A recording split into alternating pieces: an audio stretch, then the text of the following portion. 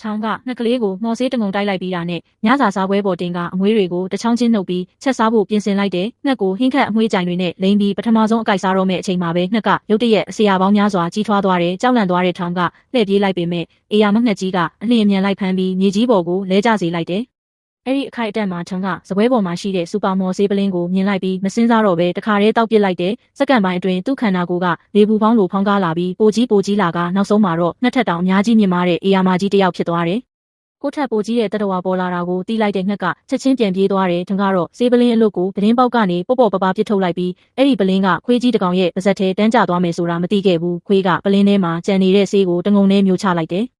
ထောင်ကငှက်ကိုလိုက်ဖမ်းနေတာပဲအာယုံဆိုင်နေတဲ့အတွက်သူ့နောက်ကပိုအနေရကြီးတဲ့ရန်သူတယောက်နီးကပ်လာနေတာကိုမသိခဲ့ဘူး။ငှက်ကအိမ်တလုံးရှိမှစဉ်းစားလိုက်တဲ့အခါလိုက်ဖမ်းမှုကရုတ်တရက်ရက်သွားတယ်။ဘာလို့ရက်သွားတာလဲလို့ထင်စဉ်းစားနေချိန်မှာအပေါ်ကိုမော့ကြည့်လိုက်တော့သူ့ရှေ့မှာသူ့ထက်ဆဲစားပေါင်းများစွာကြီးမားတဲ့အေယာမခွေးကြီးရက်နေခဲ့တဲ့ထင်ကချက်ချင်းလှည့်ပြေးရတော့တယ်။မော်ဆေးကိုလုံးဝပျက်စီးသွားစေခြင်းနဲ့ခွေးကြီးကပလင်းကိုမိခိုးကောင်းတိုင်ဘက်ပစ်လွတ်လိုက်ပေမဲ့မတော်တဆကြွက်တကောင်ရဲ့ရှေ့ကိုကျသွားတယ်။ကြွက်ကကြံနေတဲ့ဆေးဆက်တွေကိုချက်ချင်းတောက်လိုက်ပြီးခန္ဓာကိုယ်ကမယုံနိုင်လောက်တဲ့အရှိန်နဲ့ကြီးထွားလာတယ်။